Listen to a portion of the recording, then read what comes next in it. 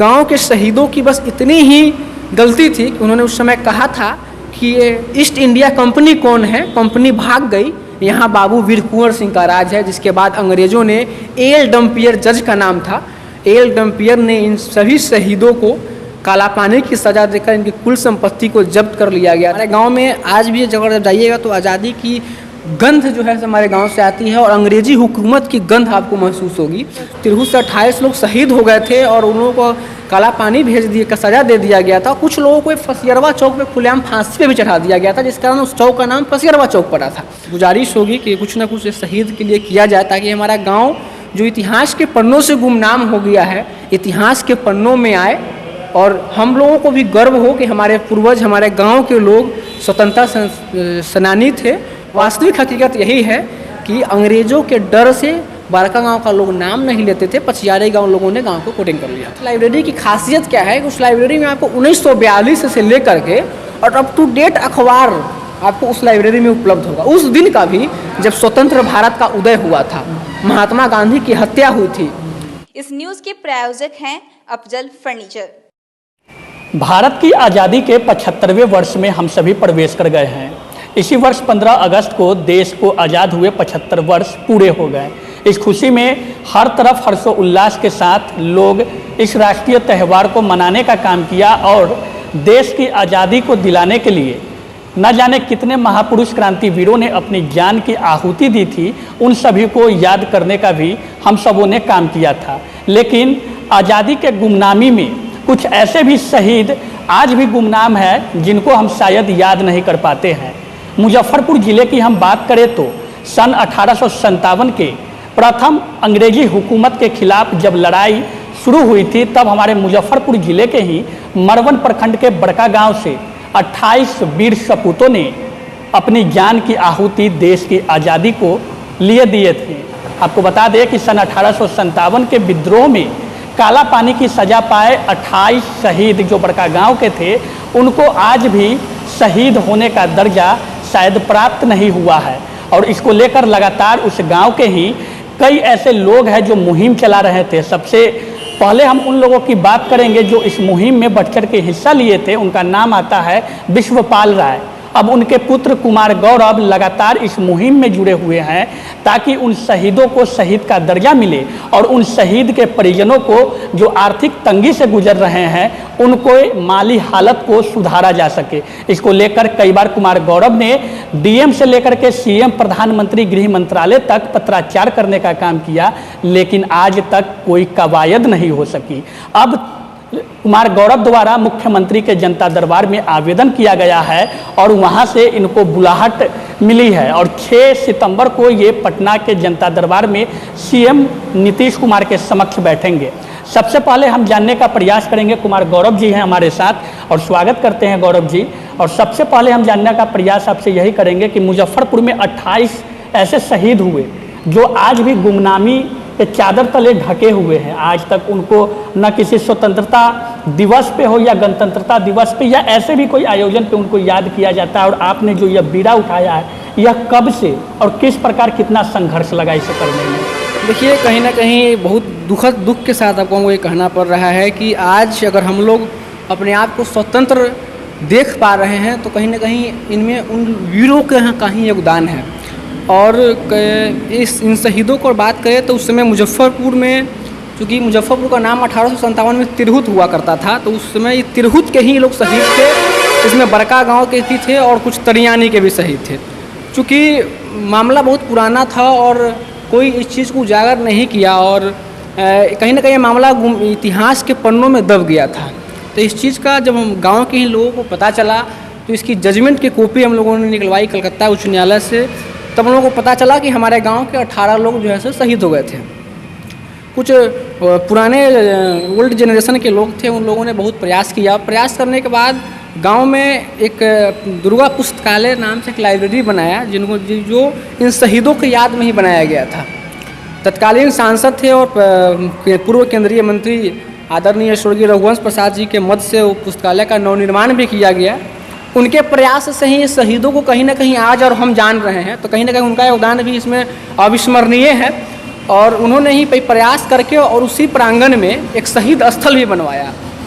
और उन्होंने 2017 में तत्कालीन जिलाधिकारी धर्मेंद्र सर को यह अनुशंसा भी किया था कि तिरहुत के और बड़कागांव के जो शहीद हैं उनको शहीद का दर्जा दिया जाए, जिस पर जिलाधिकारी ने संज्ञान लेते हुए इसको भारत सरकार को अनुशंसा भी किया था कि हमारे जिला के 18 शहीद और तिरहुत के 28 शहीदों को जो है सो स्वतंत्रता सेनानी का दर्जा दिया जाए। लेकिन चूँकि वो चीज़ पन्नों पे ही रह गई और भारत सरकार भी इस पर कुछ विशेष पहल नहीं कर पाई और हम लोगों ने लगातार प्रयासरत रहे। और आज मुझे सुबह मैसेज आया कि माननीय मुख्यमंत्री के हम जब जनता दरबार में अप्लाई किए थे तो उन्हें मैसेज आया कि आपको 6 तारीख का बुलाहट आया है। फ़ोन आया था, जिला प्रशासन की तरफ से भी सूचना मिली थी। फिर हम लोगों ने पूरा डिटेल निकाला। आपको बता दें कि एक्चुअली इस मामला बहुत पुराना होने के कारण दब गए। लोग कहीं ना कहीं स्थानीय जनप्रतिनिधि की अभिरुचि भी इसमें नहीं रही।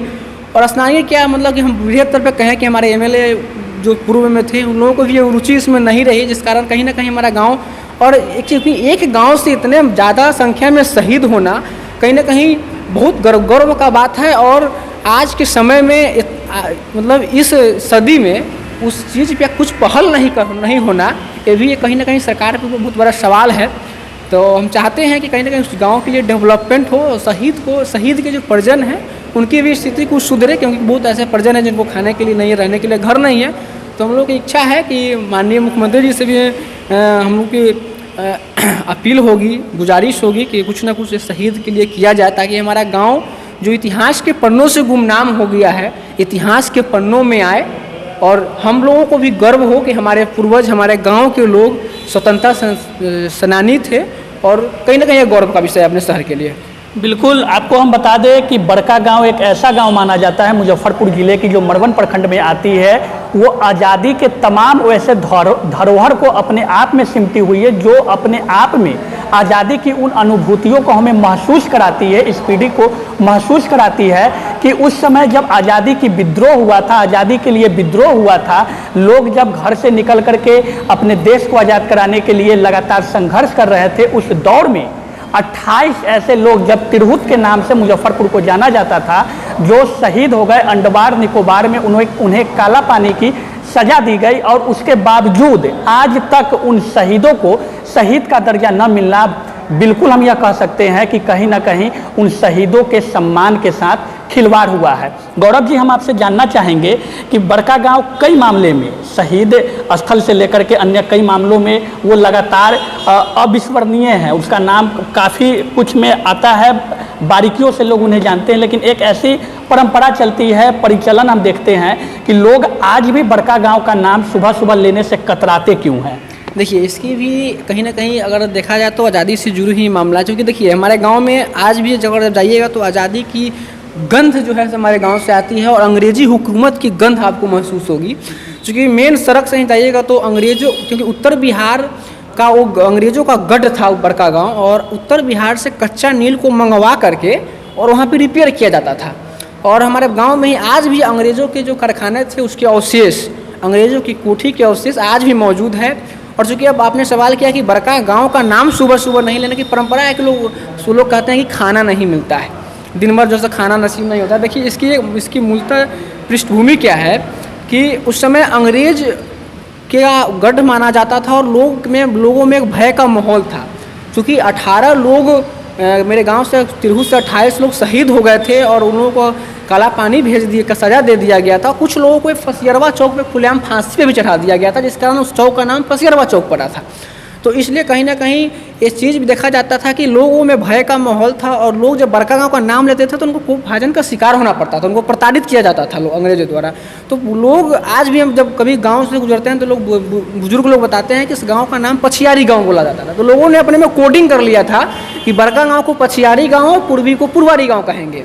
तो इस कोडिंग से लोग पछियारी गांव और पुरवारी गांव का, बड़कागांव का नाम नहीं लेते थे, क्योंकि भय था और अंग्रेज प्रताड़ित करते थे, पीटते थे। इस वजह से लोग बड़कागांव का नाम नहीं लेते थे और ये परंपरा आज भी कायम रह गया। लोगों ने इस चीज़ को अलग ढाल दे दी कि खाना नसीब नहीं होता, लेकिन मेन वजह यही थी कि अंग्रेजों की डर, अंग्रेजों के भय से लोग गांव का नाम नहीं लेते थे, जिस कारण जो है से उनको प्रताड़ित किया जाता था। इस वजह से लोग नाम नहीं लेते थे। ऐसा कुछ नहीं है कि सुबह खाना नसीब, सब गलत अवधारणाएं फैल रही है, लेकिन वास्तविक हकीकत यही है कि अंग्रेज़ों के डर से बड़का गांव का लोग नाम नहीं लेते थे, पछियारे गांव लोगों ने गांव को कोडिंग कर लिया था। तो बिल्कुल कहीं ना कहीं अंग्रेज़ों के डर से बड़का गांव का नाम नहीं लेने की जो परंपरा थी आज वो कायम भी है और लोगों का मानना है कि बड़का गांव का नाम लेने से कहीं ना कहीं दिन का जो शुरुआत होता है वो खराब हो जाती है। हम फिर से चलेंगे शहीद से जुड़ी उन तथ्यों पे। आपने दुर्गा पुस्तकालय का जिक्र किया, बड़का गांव में दुर्गा पुस्तकालय रघुवंश बाबू के मध्य से वो बनाया गया था और चूँकि वो दुनिया में भी नहीं रहे, लेकिन स्थानीय जनप्रतिनिधियों के विषय में आपने कहा कि पूर्व में हो या वर्तमान में हो उनकी रुचि नहीं रही। वो दुर्गा पुस्तकालय क्या कुछ तथ्यों को अपने आप में संजो कर रखी है? देखिए सवाल अब हम आप दुर्गा पुस्तकालय पे आने ही वाले थे। दुर्गा पुस्तकालय में वाकई में है क्या कि क्योंकि वो शहीदों की याद में बना है और उसका नाम है श्री दुर्गा पुस्तकालय। एक्चुअली नाम से शुरुआत करते हैं। दुर्गा पुस्तकालय जो श्रीमती दुर्गा भाभी के नाम से बनाया गया था, जो उनका पूरा नाम था दुर्गावती देवी, जो भगवती चरण बोहरा की पत्नी थी और वो भी एक स्वतंत्रता सेनानी थी। उनका भी 1857 के इतिहास में जिक्र है, तो उनके नाम से बनाया गया था दुर्गा पुस्तकालय। और कहीं ना कहीं क्योंकि मेरे गांव से आज़ादी की जुड़ी हुई गाथा थी, इसलिए ग्रामीण ने उसका दुर्गा पुस्तकालय नाम रखा। और उस लाइब्रेरी की खासियत क्या है कि उस लाइब्रेरी में आपको 1942 से लेकर के और अप टू डेट अखबार आपको उस लाइब्रेरी में उपलब्ध होगा। उस दिन का भी जब स्वतंत्र भारत का उदय हुआ था, महात्मा गांधी की हत्या हुई थी, संजय गांधी की मौत हुई थी, राजीव गांधी की हत्या हुई थी, नेहरू की, पाकिस्तान का जब बंटवारा हुआ था, है ना, जितना तथ्य महत्वपूर्ण अखबार हो या जनरल नॉलेज जैसे आर्यावर्त हो गया, सब पुरानी अखबार मानी जाती है। सारी अखबार आपको इंडिया टुडे के पुराना जितना बुक वगैरह है, चूँकि शहीदों से जुड़ा गांव है तो प्राचीनतम कहीं ना कहीं बहुत ज़्यादा यहाँ पे आपको रूपरेखा देखने को मिलेगी उस लाइब्रेरी में। और उसी आपको बता दें कि उसी लाइब्रेरी के प्रांगण में उन शहीदों का शिलापट है जिस पे लिखा हुआ है कि इस गाँव के शहीदों की बस इतनी ही गलती थी कि उन्होंने उस समय कहा था कि ये ईस्ट इंडिया कंपनी कौन है, कंपनी भाग गई, यहाँ बाबू वीर कुंवर सिंह का राज है। जिसके बाद अंग्रेज़ों ने एल डम्पियर जज का नाम था, एल डम्पियर ने इन सभी शहीदों को काला पानी की सज़ा देकर इनकी कुल संपत्ति को जब्त कर लिया गया था। कहीं ना कहीं अगर पूरी स्टोरी को अगर हम आपको बताना चाहें तो बहुत बारीकी से जाएगा, क्योंकि कई अखबार और कई किताबें भी इस पर छपी है। आपको दिखाएंगे, क्षीर सागर की खोज है, लेखक है सच्चिदानंद चौधरी, इन्होंने भी एक किताब लिखा था। एक आपको तिरहुत में विद्रोह, गदर इन तिरहुत, अशोक अंशुमन इसके लेखक हैं, उन्होंने भी इस किताब को लिखा है कि तिरहुत में किस तरह विद्रोह हुआ था। तो बहुत ज़्यादा अगर बारीकी से करें तो मतलब आपका स्टोरी थोड़ा लंबा होगा। हम संक्षेप में ही कहेंगे कि हमारा गांव का आज़ादी की भूमिका में और बिहार में स्पेशली और मुजफ्फरपुर के विद्रोह में बड़का गांव का कहीं ना कहीं योगदान बहुत ही ज़्यादा है। उस चीज़ को सरकार, जिला प्रशासन को संयोजने की आवश्यकता है और अगर अभी तक नहीं हुआ है तो कहीं ना कहीं मिस्टेक तो ज़रूर है। हम चाहेंगे कि गाँव की जो धरोहर है उस चीज़ को सरकार संयोग के रखे और उस जगह को एक नई विरासत के रूप में एक पहचान मिले। और हमारे गांव का जो खूबी है, क्योंकि जो फालतू की चीज़ें होती है उसको तो लोग जल्दी उजागर कर देते हैं, लेकिन जो बारीकी जो ऐतिहासिक चीज़ है उस चीज़ पर लोग ध्यान नहीं देते हैं। तो कहीं ना कहीं उस चीज़ पे जाने की आवश्यकता है। वर्तमान कंडीशन क्या है क्या नहीं उस चीज़ को हम नहीं कहेंगे, लेकिन जनप्रतिनिधि पर भी सवाल खड़ा नहीं कर पाएंगे, क्योंकि कहीं ना कहीं हम लोगों के पास अगर मामला आया तो कहीं ना कहीं उस गाँव के लोग अगर आज तक अगर जागरूक रहते, जनप्रतिनिधि हमारे जागरूक रहते, तो कहीं ना कहीं ये चीज़ कुछ इसकी रूपरेखा कुछ और होती। अगर हमारे 20 वर्ष की उम्र में अगर हम इस चीज़ इतना कर सकते थे तो फिर अगर आप लोग करते, जनप्रतिनिधि करते, तो कहीं ना कहीं हमको भी खुशी होती और आने वाले जनरेशन के मन में भी खुशी होती। और जहाँ तक मैं कहूँ कि मैं इस मामला में क्यों इन्वॉल्व हुआ, तो अचानक मेरा गाँव है चूँकि और हम लोगों का स्टैंड वहीं पर है, वहीं से हम लोग गाड़ी पकड़ कर शहर आते हैं। तो उस शहीद स्थल पे मैंने पूर्व जिलाधिकारी को भी वो तस्वीर खींच करके भेजा था। उस शहीद स्थल के अंदर, है ना, बकरी और कुत्ते का जमाल था। उस शहीद स्थल पे लोग शौचालय करते थे, है ना। तो मेरे मन में हुआ कि आखिर इस क्या चीज़ है, तो मैंने उस चीज़ की खोज शुरुआत की। थोड़ा मेरे दादाजी का भी इसमें योगदान था, तो उस चीज़ को मुझे हासिल हो गया। उस चीज़ ज़्यादा मुझे मेहनत नहीं करना पड़ा। फिर स्थानीय उस समय वर्तमान जिलाधिकारी मोहम्मद सुहेल थे, उनका भी योगदान कहीं ना कहीं कभी भूलने वाला नहीं है। उनकी हम जितनी तारीफ़ करें कम। तो उन्होंने भी 26 जनवरी 2019 को बड़का गाँव जा कर के खुद शहीद के परिजन को सम्मानित भी किए थे और उन्होंने ये घोषणा भी की थी कि इस जगह को हम एक बहुत डेवलपमेंट, लेकिन कहीं ना कहीं इस पर हम कुछ नहीं कह पाएंगे। उनकी यहाँ से तबादला हो गया और मामला वहीं के वहीं आज तक रह गया। तो प्रशासन को कहीं ना कहीं इस चीज़ पे सोचना चाहिए। और 7 जनवरी 2019 को जिलाधिकारी ने अनुशंसा के साथ यह भी कहा था कि बड़कागांव के शहीदों को खुले मंच से याद किया जाएगा स्वतंत्रता दिवस और गणतंत्रता दिवस पे। आज तक शायद 3-4 साल बीतने को है, आज तक कभी ऐसा नहीं मिला। हम लोगों के मन में खुशी होती थी कि मेरे गांव के शहीदों को याद किया जाएगा खुले मंच से। जिला प्रशासन ने, हम लोग जाते थे वहाँ पे देखने के लिए, लेकिन जब कार्यक्रम खत्म होता था दिल को कठोर करके वहाँ से निकल जाते थे कि नहीं, ऐसा फिर नहीं हो पाया, फिर हमको 1 साल इंतजार करना पड़ेगा। लेकिन आज तक ये परंपरा कायम है।